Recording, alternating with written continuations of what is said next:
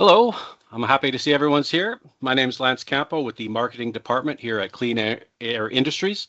I'd like to thank you for taking the time to join us today for our webinar presentation, Beyond the Install, the Power of Performance First Partnerships. We're going to talk about a lot of different topics today. We have some special guests, so let's quickly go over some of the things we're going to be discussing. So topic outline, we're going to be talking about how proper installation can impact long-term system performance and ROI. We're going to be looking at some photographs of those types of systems so that we all understand the type of equipment we're referring to. A closer look at maintenance tasks. It's something that's really important in our business, and sometimes our clients don't quite understand how much maintenance is required. So we're going to look at some of the ways that we can help clients understand how maintenance affects their product and their production. Proven strategies to reduce downtime and stay compliant. So any major operation, downtime is one of those things that has to be avoided at all costs, and that's a high priority for our business and how we approach the market. We want to make sure our equipment has maximum uptime, so we're going to look at that. And how Clean Air Industries can help distributors, how to help them create recurring maintenance revenue. So the types of programs and support that we can offer our distributor clients to help in the field. So when I talk about equipment, what are we referring to specifically? There's a few different systems that are very typical in air filtration for industrial manufacturing. Thinking of large scale cartridge dust collectors. Here you can see there's a horizontal variety, vertical variety. These are quite large systems with ductwork into a major facility.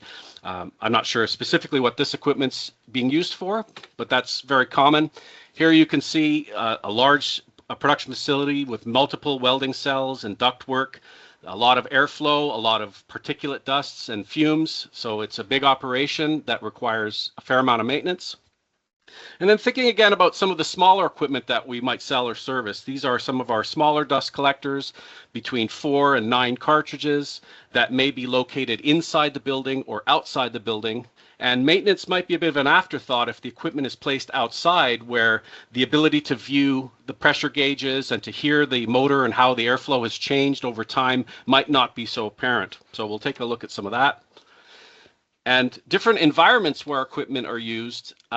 Typically, it's in manufacturing, sort of large-scale manufacturing environments, but education also plays a really major role in what we're doing as a business.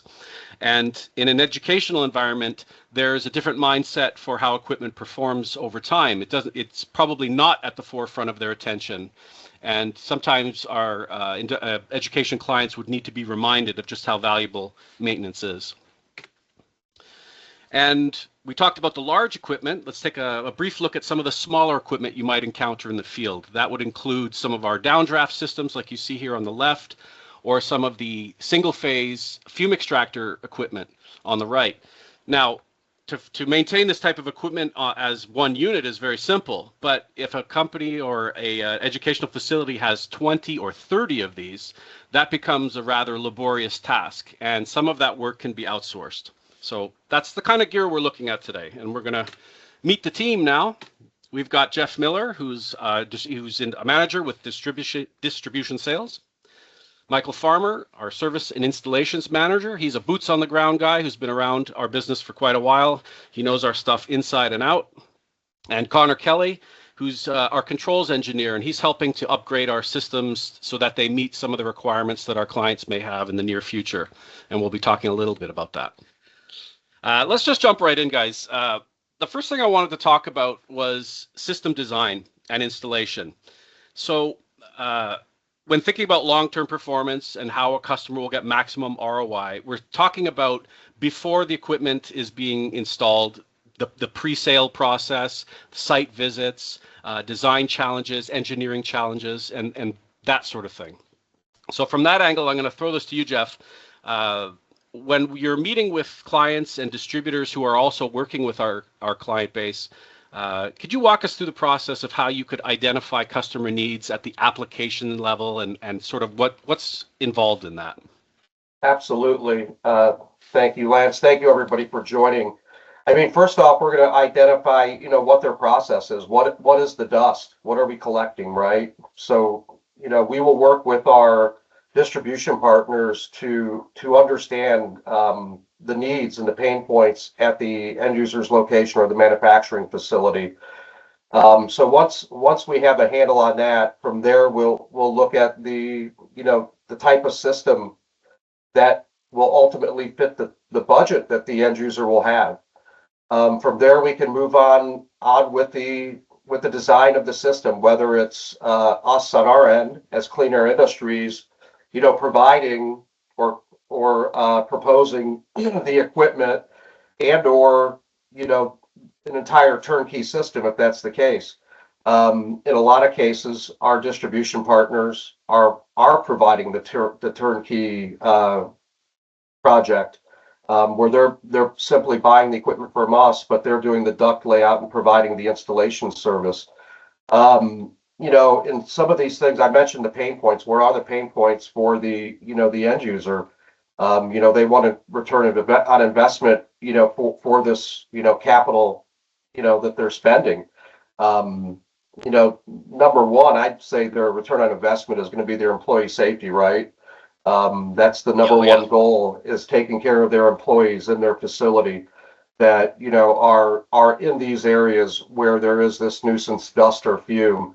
Another point would be the housekeeping. I mean, it's not only that you're trying to protect your employees or your production workers, but it's your facility and it's your equipment surrounding those areas where you're trying to capture this nuisance dust. Lastly, I think a big return on investment for the end user, if we design a system properly, a way to help them have a lower cost of ownership, if you will, for making this investment, is to minimize the downtime in that process. These processes are important to them, running. They make money when they're running. When they're not running, they're not making any money. So us providing a properly designed system, to protect all of their investments, people, facility, and the process are all important. So when we're talking about designing a system for a client, what percentage would you say are systems that are being retrofitted or upgraded? So versus a brand new facility where they're putting in something new for a new process they're working on. How many times would you say out of 100 you're going in with a brand new system in a brand new building versus walking in and seeing a system that just doesn't work and the client really has a strong idea of what's wrong and what they want fixed? I mean, in my experiences, and everybody's, I'm sure, that's on this call and within our company have seen different scenarios. In my experience, it's usually a rather low percentage that it's a new building, new process. Usually, it's an existing facility with a new process, or an existing facility with the existing process where they've realized that they have to clean this up. They have to clean the air to protect their people and their process.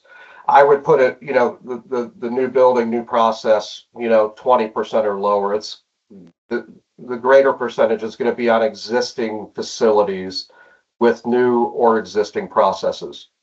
Okay, so more often than not, the client has a pretty good idea of the problem they need to solve, but they do need guidance on specific equipment that might be available to solve that problem. That's what it is. Oh, exactly. And I think, with the day and age that we live in, it's where you can essentially Google everything. There's more and more standards out there, Yep. specifically with NFPA.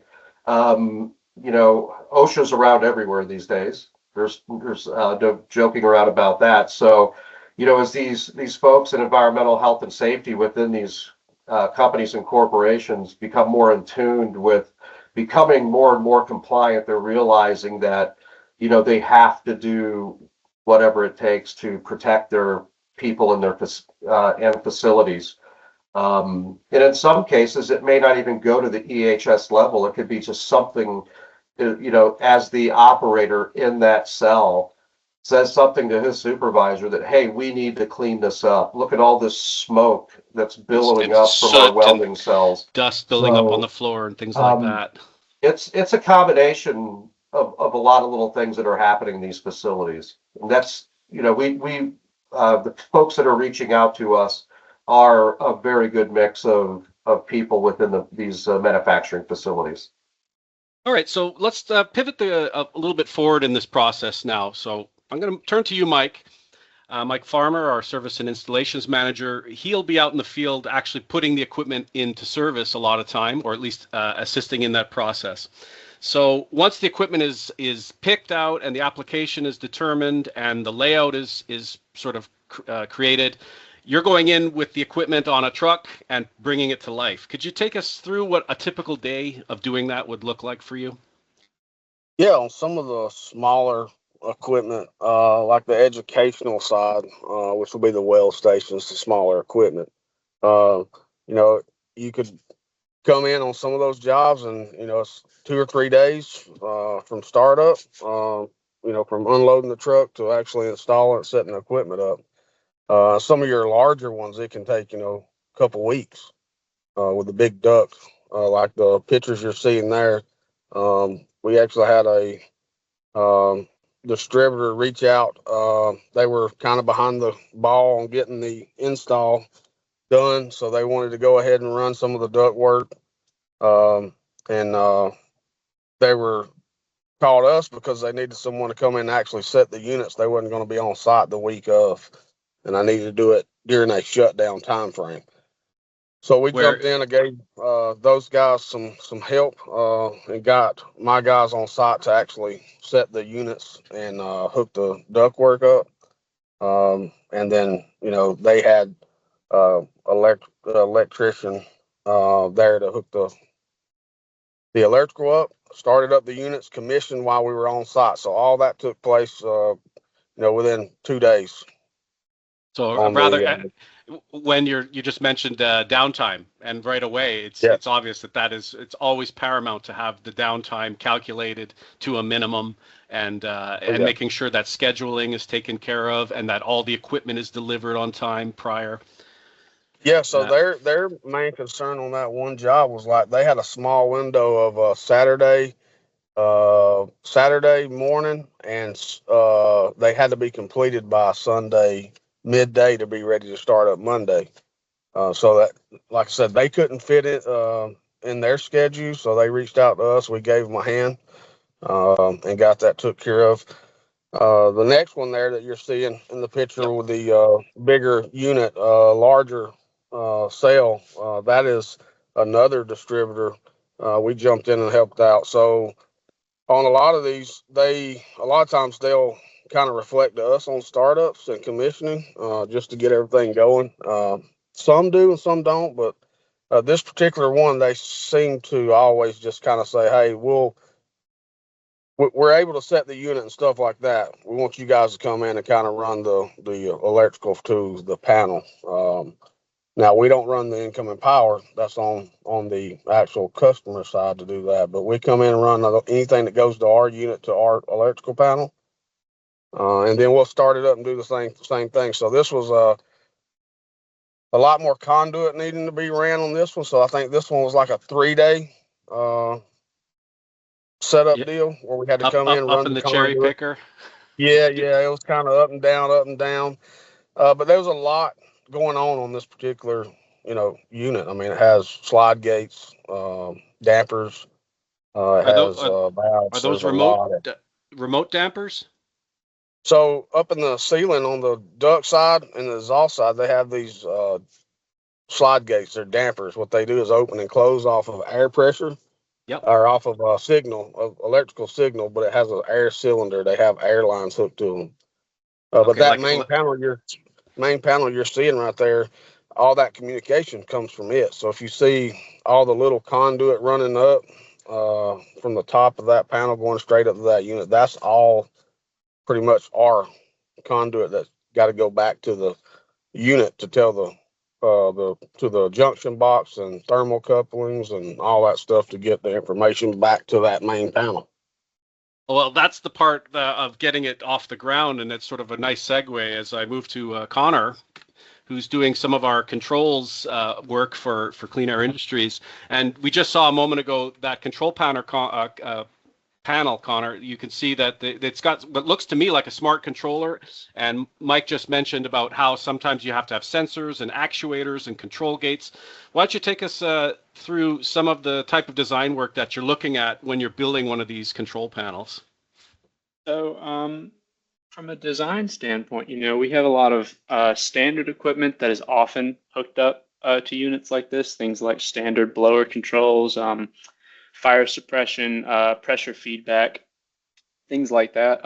We do a lot of custom work as well, but the design itself, when you're looking at system monitoring and saying, well, what is useful for essentially helping with maintenance, installation, long-term ROI, things like that, the main concerns you have with these units over lengthier periods of operation is just filter loading as expected. And so your main device that would actually tell you what is happening with your filters is your pressure transducer that feeds back your information on the difficulty the air has moving across your bank as they load. On the software side, what I do to help plan for that is actually a couple different things. Depending on your spec, if you end up with something like the touchscreen you see here, this HMI, we monitor things like filter pressure very closely. We log it in the HMI as well, so you can see historically how your filter pressure changes. We enable remote access to this HMI. So one of the issues, issue may be the wrong word, but Lance mentioned earlier, is it becomes a little more difficult to service these units when you have, one unit that somebody keeps an eye on versus 35 spread across a wide array. So on the software side, enabling things like remote access, where you can quickly virtually visit units and check on the health of the filter, it kind of helps you speed up your process and streamline your maintenance flow in that way. That sounds like something that more and more facilities would be interested in having over time. As we get more and more smart equipment and the cost starts to come down, that sounds like it would be a great feature to have. Right, exactly. As far as Industry 4.0 is concerned, and as more and more plants move forward using the industrial Internet of Things, number of devices increases, and it becomes more and more of a challenge for your operator to keep an eye on everything. And so that's something we handle on the software side. Is there a typical size of a facility where you might start to see a request for this type of equipment more frequently? Like, let's say a 60,000 square foot facility versus a 200,000 square foot facility. Is it something that would be more often requested just because of how big a place is? Yes, the physical size plays a large factor there, because you're literally talking about how far would I need to walk to go check on this unit. And as that distance becomes longer and longer and the number of units increases, you quickly approach a point where it's not a good use of your time to physically have to go out and check on all of these. So it becomes useful to build things like dashboards or have a communication protocol integrated with all the other smart equipment in your factory. Like that. I like the sound of that. Who wants to walk around? You know how tiring it can be to walk around on a concrete floor all day. So let's move forward here on the next section. We're going to be looking at maintenance tasks. And obviously, we don't like to have to do maintenance tasks, but it's necessary.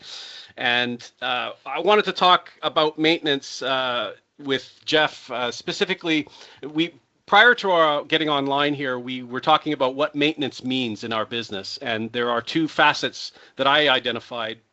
One would be that our clients who actually use the products, and some of our distributors who make sales and deal with those clients. So maintenance for a client might mean a piece of equipment that works, and then maintenance for a distributor might mean making sure that the equipment is functional and smooth, so that the after sales process is always, there's not a lot of work that has to be done.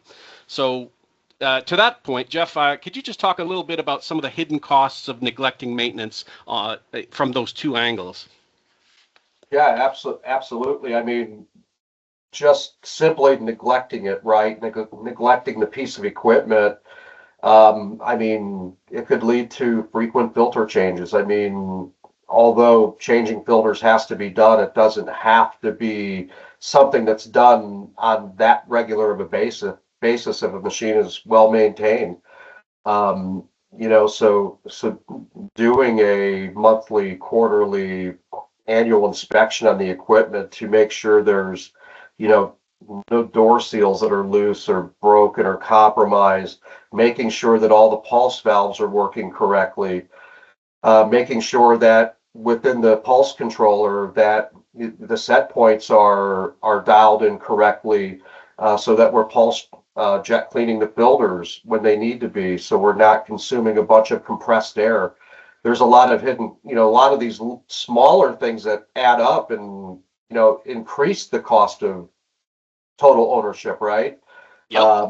And then, if these machines are just totally neglected, kicked to the curb, so to speak, then you start replacing high cost items within the unit, which could be something, like a blower motor. If this is a larger central system like you showed earlier in the presentation, you could be talking about a 50 horse, 75 horse, 100 horsepower or larger, blower motor. These things aren't cheap. Um, Having We those simple preventative maintenance points, taken care of, that punch list, so to speak, of cleaning and replacing the filters when necessary, inspecting the ductwork, checking airflow readings to make sure that we're getting enough airflow exhausting out of those weld cells, as an example, making sure there's no air or fluid leaks, making sure that the compressed air that's being provided to the unit for pulse jet cleaning the filters is clean, dry, and oil free, so we're That's not right. compromising the filters. And then just, conducting those periodic, functional and performance tests to make sure we're getting the most out of the unit while keeping the maintenance costs, to a minimum. You reminded me of something I experienced a while ago when I was doing. I was a CSR for about a year and a half for air filtration manufacturer, and one of the clients didn't understand that they needed a dryer on their airline. So when they installed the new equipment, they said they wanted to do it themselves, and then they put this oily, the facility manager didn't understand that the filters were going to get fouled by that oily compressed air. So you just sort of underscored a lot of the types of maintenance duties that I would not expect a client to understand very well. Excuse me. They might understand it, but that's a heck of a list that you just went Yeah, through. it is a heck of a list, and I think it gets back to the point of, we, early on we talked about, we offer our, service program, and we also offer installation services. And, during install and startup, we could actually guide a customer on these preventative maintenance checkpoints and what they should be doing if they're choosing to maintaining the system or systems on their own.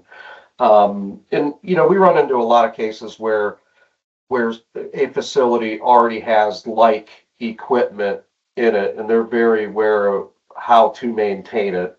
But we do run into shops once in a while where this is their first go around. This is their first piece of industrial dust collection equipment, and it's our job in the pre-sale and even after install to educate them and guide them in the right direction. We talked a moment ago about some of the monitoring duties, Connor, that we might have for system monitoring. We talked about airflow sensors that you might need and pulse valve sensors and things like that. So prior to our coming on here, we were talking a little bit about that. And Mike, I wanted to talk to you again about ductwork and maintaining ductwork. Essentially is what I wanted to get at. So we talked about some of the smarter stuff that's more remote that you might see on a control panel, but actually the nitty gritty of when a ductwork is high in the air and a customer is not going to get up on a cherry picker to have a look at it. Do you have to do a lot of that type of maintenance work, or have you been called to do that kind of work?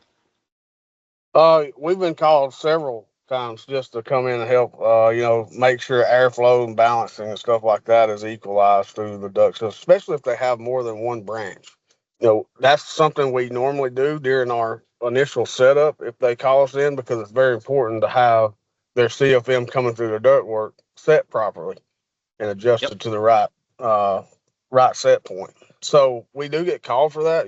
I have had, a couple calls about cleaning ductwork, and we can point people in the right direction. That's not something that we do currently, Okay. but it could be something that, going forward, we may be able to help certain So customers out with. As part of going back to a moment for part of the design process, when a facility, we saw a photo earlier in the presentation that showed a lot of dense ductwork high above a packed floor. And so it would not be very easy to get up in the air to sort of look at that type of equipment, the ductwork I'm referring to. Does this stuff have maintenance ports or like like little areas that you can inspect that are remote, or are there different ways that you can make it easier to inspect that kind of ductwork?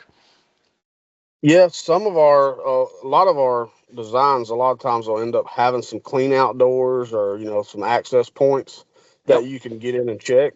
But it's just as important as anything else to have that, duct ran just right to where a lot of dust don't just set in there and build up. Because then you get a heavier piece duct and a heavier run that, you could have a lot of buildup in it that could Well, cause problems in the future.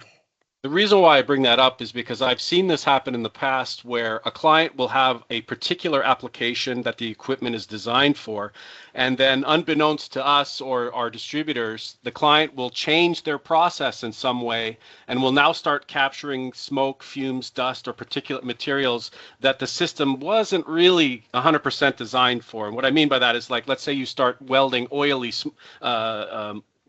materials or materials that has paint on it, or you start grinding with a different grade of cutting wheel, and all of a sudden the dusts that are coming out are much heavier, so the airflow would need to be adjusted periodically, or that problem would need to be managed. That could be part of a maintenance and service inspection as well. Yeah, so we've definitely done that in the past with several customers. You have some customers that may have a product that comes through that the starting process is definitely more oily and in the startup process, and then as it heats up going through the welding process and gets towards the end of the line, it's a little less smoky, less dusty. So we've had to kind of go in and equalize systems or adjust them. And when we go in and do these annual inspections for our customers and distributors, when they ask us to come in, we actually check that to verify, are we still running properly at what we are after change of filters or after a service that they've done, just to kind of confirm those things. It's very important that they do that. If they don't, then you could have one that's pulling way too Yeah, fast compared to what it needs to be, right? right. And that could cause problems on its own. So you don't want to be too fast, or you don't want to be too slow. It's very very important that that's set properly. So coming back to you, Connor, on this line of questioning is when we build a duct run and we have to have the system talking and feeding back information to our control panel. I remember having a conversation with some of our installers saying that the sensors that are used to measure airflow in the ductwork is a maintenance point that needs to be looked at frequently. Now, whether that's you that could answer that question, or Jeff or Mike, is that something that has to be looked at on a regular basis? Is the airflow sensors? Yes, I would check it. For me, every time I go to a piece of equipment, no matter what, I'm looking at filter sensors just to confirm that they're reading properly. It will go bad at some point, and unfortunately, that they're not that expensive.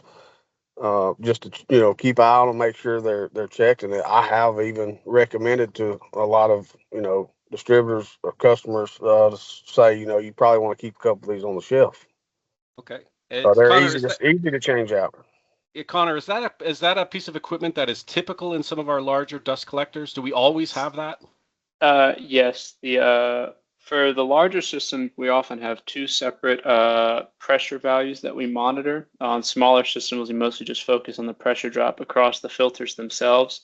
But the actual signals that those values feed out to the control system are the main indication of the health of the unit itself. So those are critical variables that would be sent in something like an email notification, a warning light showing when the signal reaches passes a certain threshold that we tune based on what the customer is operating at. But whether the sensor, for instance, measuring the pressure inside the duct, essentially the suction on longer ducting runs, You may have a nominal value, and then you may notice later that your nominal value has changed, indicating that perhaps the sensor's gone bad, so it's worth changing. But yes, those are extremely important components, and they're low cost, easy to replace, and like all process instruments, they're in contact with dirty fluid essentially. Yeah. So they cannot live forever, but they're designed to be easily replaced. Now, you guys know that I'm not part of an engineering team here, but I mean, in my mind, I'm thinking if you were to have indicators like air pressure going up, indicating the filter's loading, do we also have a way of measuring how the blower is responding? Like, would you increase a blower's draw electrically? That's a great question. Yes, we do two different modes of speed control. The primary one is actually what you just mentioned, where we actually will do feedback based off of the pressure sensor, where as the filter loads and it becomes more difficult to pull air, to a certain point, you can compensate for that by increasing the speed on your motor to essentially pull harder. There's of course a limit to that, and that's the point of our cleaning system for cleaning our filters automatically.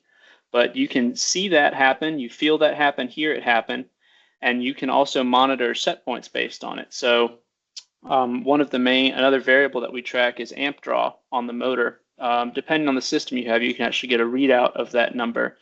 And so over time, if you notice that your amp draw is starting to increase, your motor's starting to work harder, your filter pressure goes up, these are all health indicators of the unit that it may be time for maintenance. It's great that we sort of touched on this, because if you have a very large facility with multiple systems, that could get expensive pretty quick if you're in a jurisdiction that has a high electrical cost. Absolutely. Okay.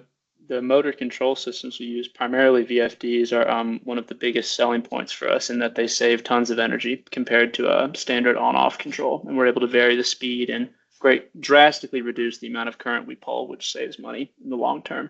See, I'm still learning. I'm somebody who's on the outside, the periphery of engineering here, and I'm thinking about saving money here a little bit. Okay, so we mentioned downtime before, and we mentioned a little bit about compliance. So we're going to touch on that now, and let's look at that from two angles. One is the pre-installation phase, and we talked about design and identifying a client's needs. And Jeff, I want to point this to you right away, is that you've gone into facilities where a company has purchased a system that clearly wasn't the right equipment. It was too small. It didn't meet the needs. It had no ability to grow with the company as their production changed. And we just mentioned a moment ago, Connor, about high energy consumption, having to overcome, a lack of size. So just talk a bit about right sizing and how important that is and how it might relate to maintenance. Oh, it's extremely important, sizing a system right up front, because that's when you're going to achieve your highest system efficiency, and it goes beyond just filter efficiency. It's the actual system efficiency, which is filter life, compressed air consumption, utilities, etc. I mean, Connor has touched on some of that. The biggest thing you could ever do, us and our distribution partners, is having open and clear communication and conversations with the end use facility through the design process, understanding where they are now and where they may be in 1 year, 3 or 5 years. Are we designing a system to handle just these 2 weld cells, and that's all you're going to have? Or are there plans for expansion down the road where you're going to want to add a few more cells? So do we design a system with extra capacity within it to be able to achieve what we need when they expand? Or is it is it just more cost effective to worry about what they have now than a new system when they add on? But having those clear communications up front goes an awfully long way. And one thing to keep in mind here too in these communications, understanding the end use facility's budget, right? Yeah.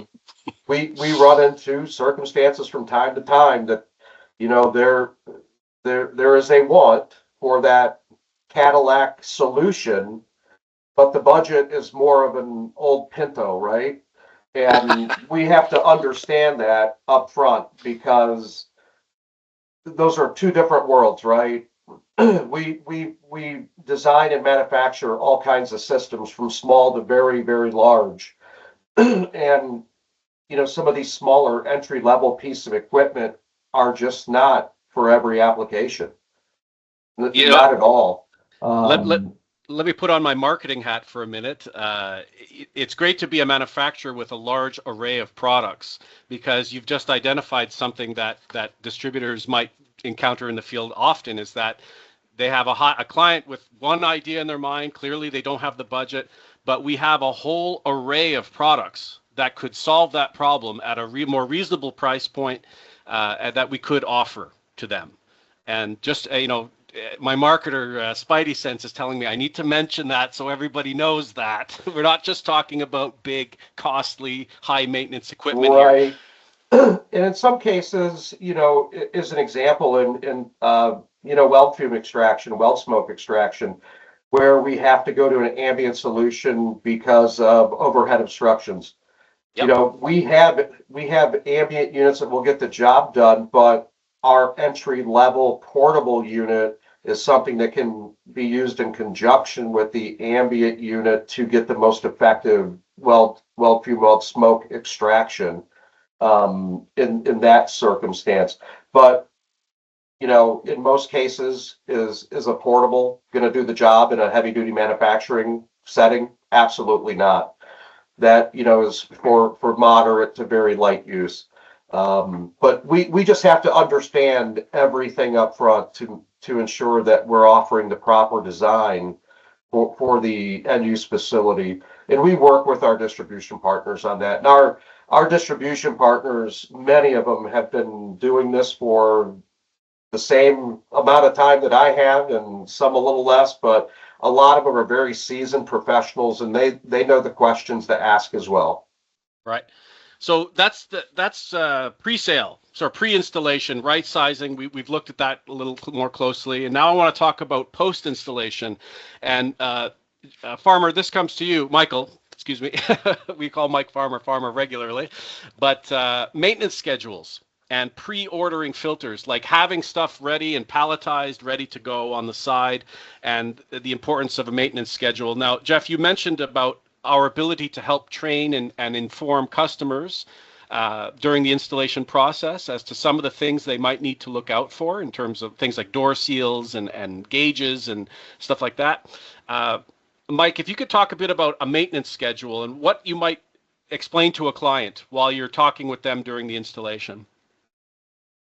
Yeah, so once I start up the unit and get the initial startup, I kind of go through the pulse settings and how to recognize what the unit's telling you. So a lot of the bigger equipment and some of our smaller equipment are set up pretty much the same way. They come in with inches of H2O that tells them where the filter life is, or does it need to pulse. So you have it set at 3 inches, which will do a offline cleaning when it shuts down when you stop the unit. Okay. And once that happens, that's trying to clean the filters for the next initial startup. Once you get to 7 inches, that's an indication that the unit will start pulsing when it's running. That's usually an indication that you need to get filters on order because you got, another 3 inches to read on before you're actually at your full capacity or max of your filter life. Okay. If it hasn't started pulsing to bring itself down below the Yep. 7 inches when it's running, it's just time for you to get some filters on order. Okay, I wanted to refresh on this because I overheard this conversation recently, and I want to summarize that. So when you do the install, you're pulling at what? How many inches of water? Typically, when you start it up. Usually, when you start up, it's depending on whether it's a ducted system or not. But usually, you'll see it anywhere from like 0.9 to or 1 inch. Okay. Okay. So and then once you get to that 3 inches, like I say, that's that 3 inches, as soon as you hit the stop button, You to go shut into the an unit down. offline cleaning uh, cycle, which is typical and expected. Yes, And that's expected. okay, now this is the part that I remember hearing, that you get into what you referred to as, I'm not sure if it was you or someone else, continuous clean mode, where it's pulsing and as the machine is running. And Yeah, that's that's an online. That's Yep. online cleaning cycle, and Okay. that's when you get at the 7-inch mark. Okay. So And once you get up to 7 inches, it'll start pulsing while the unit's running. That's the Yeah, indication. what will yeah, just Usually, happen, Lance, with these pulse controllers where you can pulse clean based on a preset differential. So you have a high point and a low point. yeah. You get to the high point, let's say of 3 inches, as an example, you will start your pulse cycles at 3 inches. You get to your low point of 2, the pulse cycles stop. When you can no longer maintain a pressure drop below your low point, meaning it's going to, let's say, get above 3 or at 3 or above 3, and it can no longer recover, meaning the pressure drop go down, you're going to be in continuous clean mode. And that's one of the things we talked about was compressed air consumption, right? Yeah. Oh, But yeah. also we have to understand the application up front, and also understanding what type of filter media / technology they may need for that application, and also sizing the unit for the proper air to cloth ratio, which is Right. the amount of air needed versus a square foot of media in the system. Having all that under control up front is what is going to obtain lengthened filter service life. So let's take this. I want to expand on this a little bit, because this is a really simple way of understanding the problem. So once a client has decided that they're not going to bother looking at their machines, or it's just not on their, they're not paying attention. Once they hit that continuous cycle of cleaning, you're starting to have heavy air pressure consumption. You're starting to put loading on your pulse valves, which are costly replacement to fix. If you're cycling them all day long on a triple shift, 24 hours a day, that could get pretty pricey if you've got a 64 cartridge unit. So Mike, you've sort of indicated once it gets up to 7, you still got a little bit of time left before you really have to order those, or to get the filters, but you should be pre-ordering at that 7-inch mark, roughly. Yeah, roughly. And like I say, that usually gives the customer enough time to get the PO to us, and us get filters to them. So they have the window there. And usually once it first starts getting to that 7-inch mark, just kind of reiterating on what Jeff says earlier, it will pulse and bring itself back down. But once it doesn't start bringing itself back down and it stays continuous, Yeah. you're putting, not only the air, but you're also putting a lot more strain on that VFD and motor, because it's going to have to compensate. That's It's yeah. having a whole lot more. It has a whole lot less time to recover and kind of come back down Absolutely. and run as normal. So you're putting a lot more, voltage back to your That VFD and motor, saying, "Hey, run at a higher amperage, right, or a Just higher higher." keep chugging. and you see that literally in your utility bill that month. Yeah, you'll We're see it. pulling harder. Mm-hmm. Absolutely. Okay, So I it just definitely helps on all ranges to kind of know and understand how those units are actually programmed. And we have some that that are out there as basic controls that don't have a VFD, and it's going to pulse every. You can set it to pulse every 30 seconds if you want to on those, but normally it doesn't have a VFD. If it has a VFD, that's the ones that are mostly your energy savers, and you're trying to cut costs where you can and save money to get your overall return on your investment of your equipment. And that's definitely some of the major signs that I would communicate back to them to be looking for. yeah, getting the filters ordered up at that point. See, this is good. I'm taking notes here as part of the marketing team. I'm thinking, how do we communicate this maintenance message a little better to our audience? And I think we've identified something that I wasn't fully aware of, and now I have a much clearer picture of the type of indicators that are typical in a large system that our clients could easily understand over time, and we could give them the right time to order those filters, which of course would be helpful for them.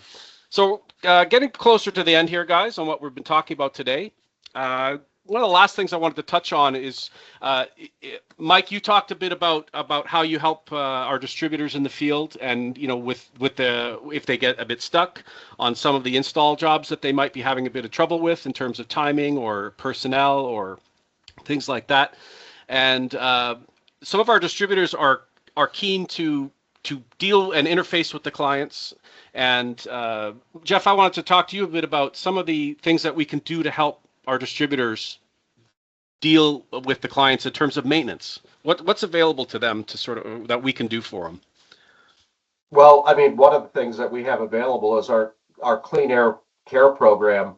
Now we do have many distributors that we work with that have been in business a very, very long time, have their own service and install crews, or they've partnered with maybe a local mechanical or sheet metal shop over the years for installs or possibly service. But we do offer our clean air care program, which is basically a preventative maintenance program. And within that PM program, it includes some of the items we talked on earlier about cleaning or replacing filters, inspecting and cleaning, air ducts and exhaust points, checking for air and fluid leaks, doing the airflow test and functional test, making sure that the equipment is operating as it was designed to, which is all important. So we, as Clean Air Industries, we know that we have some of our distribution partners that can provide this service on their own, and that's fine. But we do offer it, and what comes with it as well is if you buy the Clean Air Care program from us, it extends the warranty on the equipment by 5 years. So example, our ATV or ATH central dust collectors or Defender downdraft tables, et cetera, that come with a standard 10-year warranty would now have a 15-year warranty with that extended 5 years, just for signing up and purchasing this program. Well worth it to have that peace of mind with preventative maintenance program, but also having the warranty coverage be extended out. So ultimately, it's about serving the client's needs and making sure that our equipment is best represented in the field.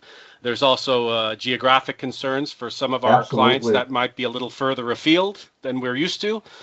We network with a lot of our distributors and sort of work together on that. Exactly.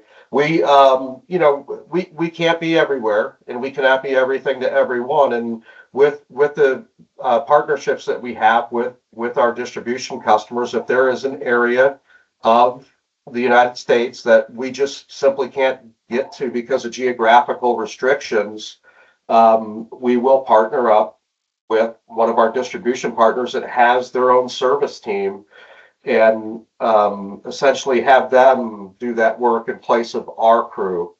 But we may have a distribution partner that doesn't have that offer those services, but maybe they want to utilize our crew. Or maybe it's at that spot where we're, kind of out in the middle of nowhere where we can't get to, but we have a partner that needs somebody, but we have another partner that's somewhat close that can help them out. So we'll network that way as well. But we do have this program available. If you're interested, I encourage you to reach out to your regional sales manager. There's 5 of us on the Clean Air Industries team. Myself, I cover the Great Lakes up through the northeast part of the states. If you go to our website to the contact us page, you'll see a map of the U.S. with all of our locations. So myself, I live in Northwest Ohio. We have a gentleman in Kansas City, one down in the Northeast Texas area, South Carolina, and then one that's based out of Rome, along with our parts and service folks that are based in Russellville, Kentucky, and Rome, Georgia. So we've covered a lot of ground here, guys. Is there anything else that you might want to mention that we may have forgotten here? That because it moves pretty fast once you get the camera going. So if there's something that anyone wants to add. Yeah, I mean, I would add that for any of the distributors that are out there, if they get hung up or in a spot where they need information, not to hesitate to call me or Connor. Call me first. so we're not bombarding Connor with a lot of the little stuff. But I can definitely be a tool in your bag, so to speak, to help you guys achieve the goals that we're setting out there to achieve. So. That's a great point that Michael brought up. Our folks on our service team and our engineering folks are customer facing people within our organization. On many occasions, Michael has talked directly to our distribution partners and or end users to assist them with something, you know, whether it's complex or simple. We've had them talk to our engineering folks directly, maybe a question about a VFD or a connection within it, etc. But all of us within our organization are available, to speak with our customers. And as part of the marketing department, I'd just like to remind everybody that we've made major investments in how we're helping to improve communications, not just prior to sales, but also some of the after-sales service and support initiatives that are required for helping our customers understand our products and helping our distributors better serve our overall client base.